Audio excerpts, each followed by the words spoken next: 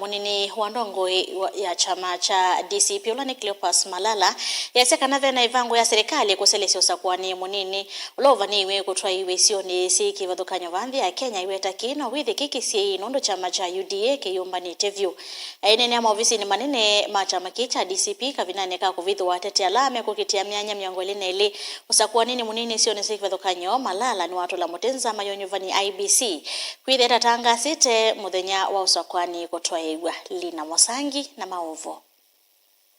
Nina naandiki maovo munini wa mutongo wa chama cha DCP Cleopas Malala ni watu la mutinza Maunyuvani na mevaka Iebc kwa kwithwa kwena na kete uthukuma kwena na katiba kanze Malala weta Iebc teko samia kuma kwe utongo wa chama cha UDA na vala yingi kweta chama kiki ya UDA takitiyumbanitye by election zene wa isio miongwele na ile na vala nzama Maunyuvani na mevaka ona kwisuweta na aviki otanga samatukuma Usakuani. The Iebc to live by its words. Last time they addressed the press, they assured the nation that they are going to give us a date in a week's time. Up to today, Iebc has not given us the dates for the by-elections.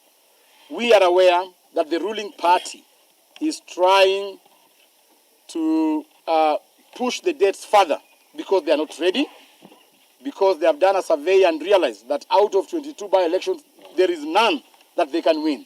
And therefore urge the Iebc not to be dictated by the ruling party. Iebc is an independent commission, and therefore it should execute its mandate independently. I want to ask our counterparts from the ruling party to stop interfering with the decisions of Iebc. We are ready for elections, and Iebc should give us a date as soon as possible.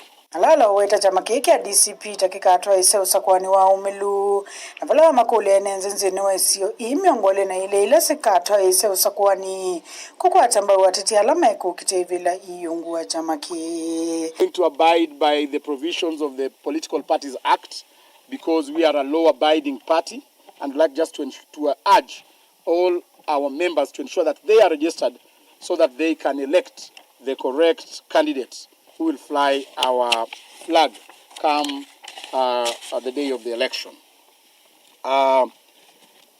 We have also agreed that in some instances where consensus will be applied, we've agreed that the candidates who will have lost in the nominations or not considered during the consensus will be able to support our candidates. Yingi weta takema kwithia kiuthukuma kwa una tati monze chama niki na vala waweta tati alame kukitevila iyungu wa chama cha DCP tamainde na kwikunia maleve ya kwa na Usakuani wa nominations tauketha wa umilu. We'll have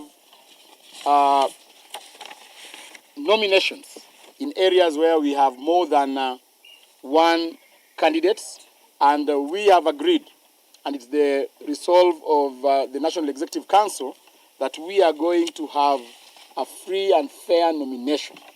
We are not going to favor any candidates. We are going to ensure that anybody who registers as an aspirant is given a free and fair nomination. Second, we've also agreed that only party members will be able to participate in the nominations, and therefore we'll urge all the aspirants to go down on the ground and start registering members. Good report ya Maovo Nilina Mosangi.